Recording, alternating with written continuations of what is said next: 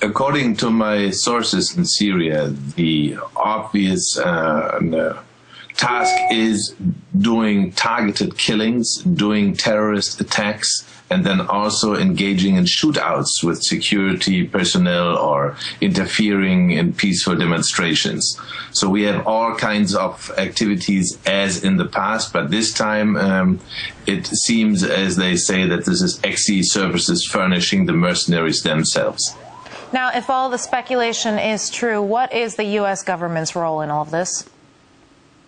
We can say very clearly, and there's ample proof of it, that without the United States of America, any interference in Syria would not have been possible. It is very clear that neither Qatar, nor Saudi Arabia, nor France, nor Britain, nor Turkey would dare doing anything in Syria without a very clear-cut green light, okay, or go from Washington. Now, Kofi and for the others, like mercenaries of XE services or of anybody, or paid as in the last, enemies conference of Syria in Istanbul, they said we are going to pay them. Well, we know this was a joke. They have been paying these mercenaries all the time. So for those people, of course, there's the right to self-defense of the Syrian government in support of the peace for the Syrian people. I understand that also Germany is involved with secret services, personnel on the ground. So this cannot continue this way. We cannot allow a group of countries, even if it's NATO and I'm a NATO citizen, to plunge peaceful nations into war. It is very, very clear that what happens in Syria today is breaking any law, any international charter, the Charter of the United Nations. There's gross interference.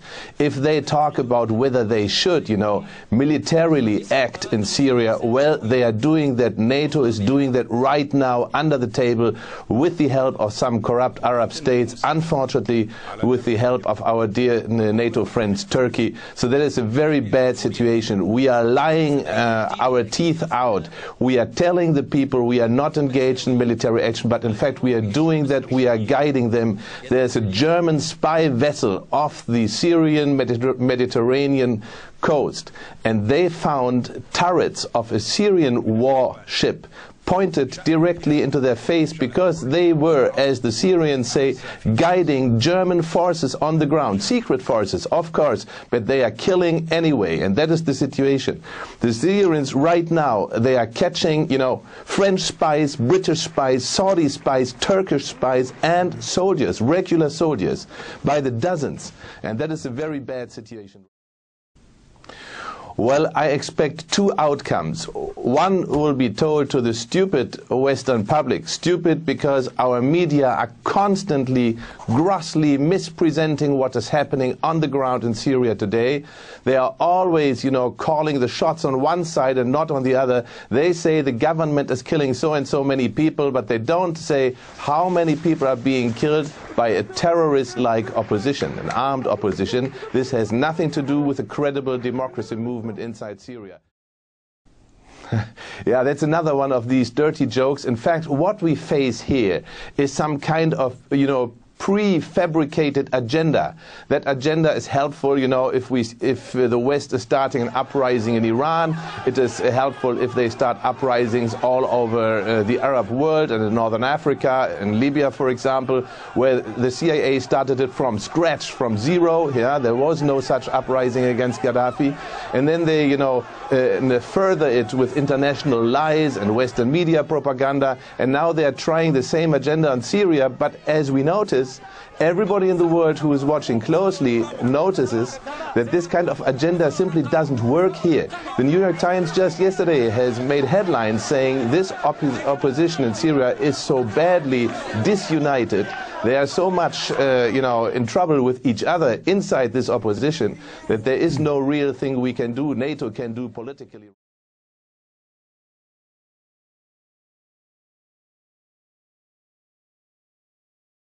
I've just completed about a one-week fact-finding tour of the country. I've been in Homs, I've been in Tartus, Banyas, I've been in the military hospital here in Baghdad, and I can tell you what average, everyday Syrians of all ethnic groups, Christian, Alawite, Sunni, Shiite, Druze, What they say about this is that they are being shot at by snipers.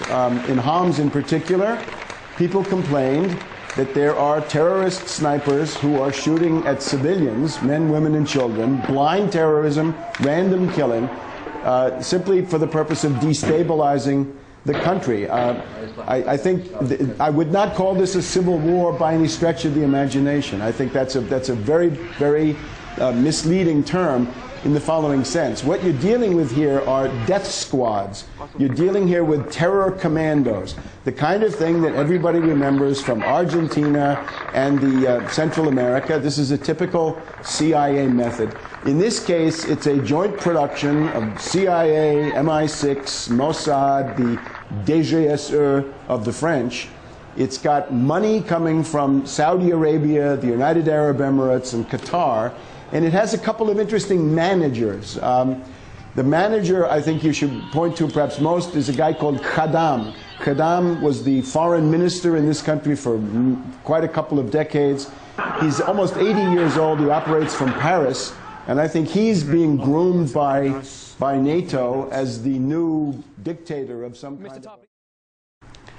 Very, very important thing is that this is the most tolerant society in the Middle East. This is one place where all kinds of people live together in, I think, remarkable harmony. And again, it's a very wide variety.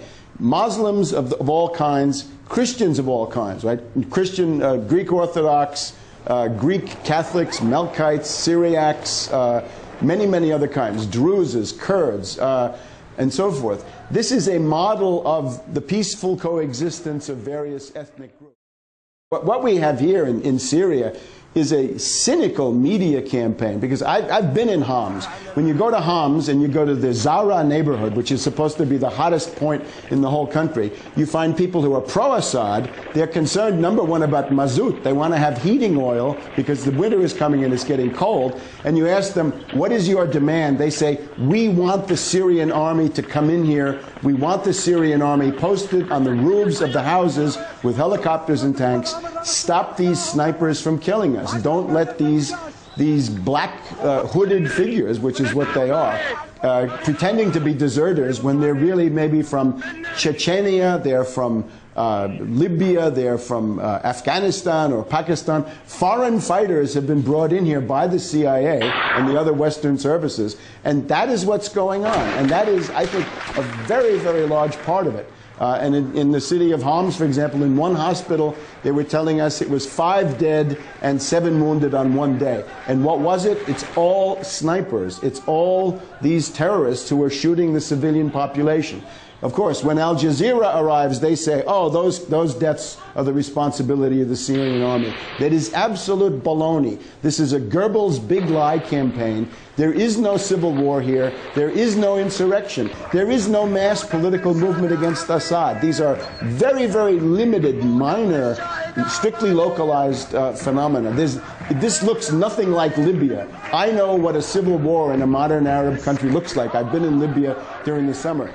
There's no civil war here. It should be obvious to anyone that the entire destabilization of Syria is an armed insurrection that starts in the peripheral cities. It starts in the cities that are located along the borders, be it the Jordanian border or the Turkish border or the area that adjoins the Iraqi Kurdish entity, where the U.S. essentially is in command there too.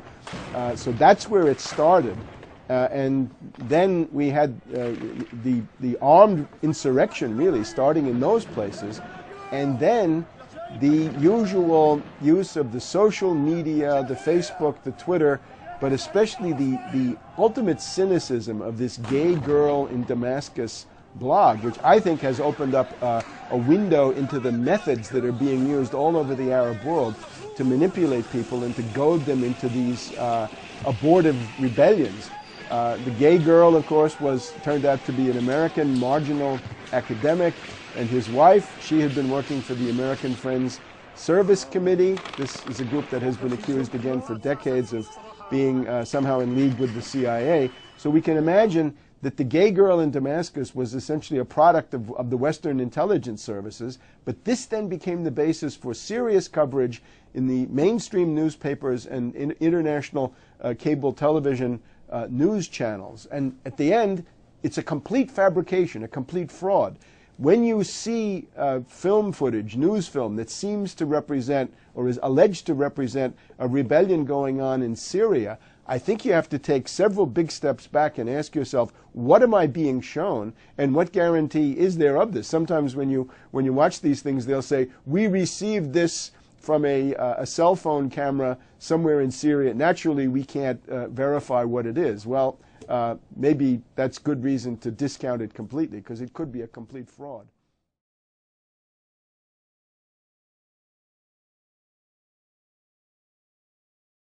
We've seen a big difference between October and February with what's going on in Syria.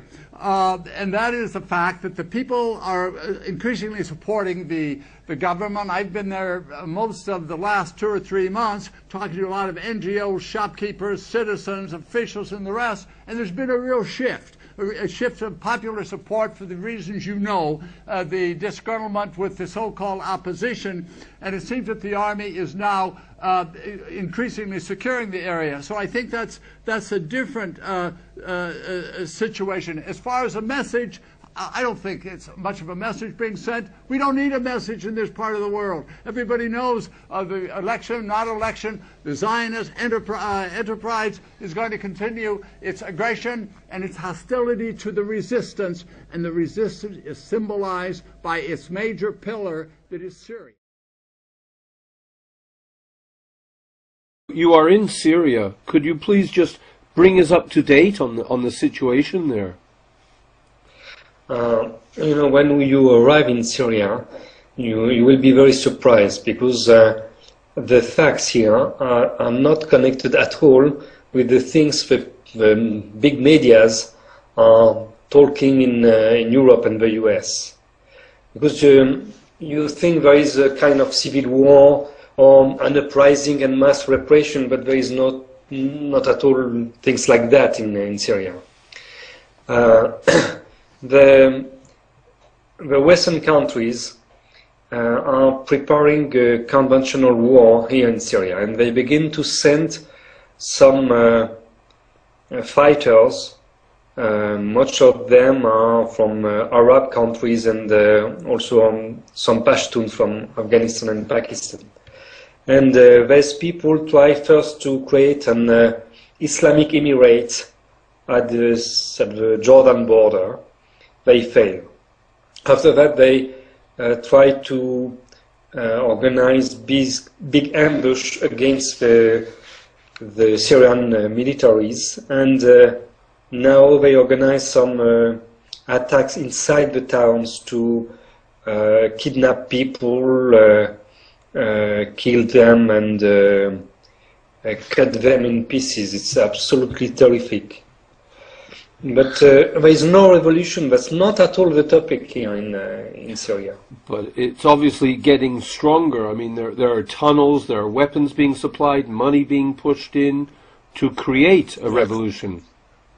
Yes, but no, not to create a revolution.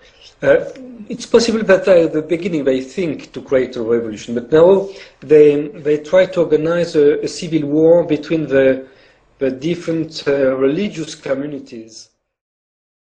But that's not at all a political uprising, not at all. You know, confessional violences are something very different. And when you see some demonstration against the regime, it's a very small demonstration, only 100 or 200 people, and they are not representative from the other people of their own town. Absolutely surprised by the way the Western medias are dealing with the situation in Syria, because they reproduce a lot of accusation without any verification of what really happened. The main like source Libya. of the Western, just like Libya, yes, just like Libya, absolutely. But the main source of information is the so-called Syrian Observatory of Human Rights based in London. And in fact, this group, we don't know if it's a group. They said it is a group, but we know only one people from this group. It could be alone. That man was very difficult to identify at the beginning, but now everybody knows his name. He has 3 passports from Syria, from Great Britain, and from Sweden, and he is one of the leaders of the Syrian Muslim Brotherhood. So that source is from one of the group involved against the Syrian government. So they are at the same time a protagonist and the informant. Of course, you can't do the same thing at the same time. No. And Turkey's position is just atrocious. I mean, it's just being attacking Syria from all sides, giving protection to the rebels and helping them with weapons. First, I think there is very few rebels. They will probably develop as rebels, but now there is very few people in such rebels. There is a lot of mercenaries coming from outside, and very few rebels from inside. And the position of Turkey, first we forgot with some words at the Davos conference and about the Freedom Flotilla. We forgot that Turkey is a member of NATO. So Turkey now acts as a member of NATO. My sources in Turkey and those also military sources here in the United States, and these are U.S. military sources and Turkish military sources familiar with the training of Syrian rebels in Turkey, in southern Turkey, in U.S. base, is Incirlik base in the southern part of Turkey, in Hatay area, since last May, and this is May 2011. And this story was confirmed by several high-level people from both sides, Turkish military and U.S. military.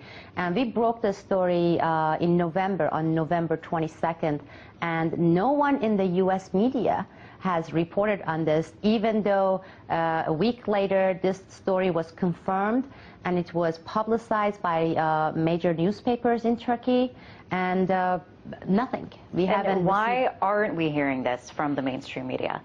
Well, my sources told me that before they provided me with this information, a month before that, and this would make it around end of September, early October, they had gone to the New York Times and Washington Post and the New Yorker and some major popular alternative channels. And the editors there, they said they were not going to cover this angle and they would not provide them with any answer. And they were baffled. So basically, our website became the last resort for these people.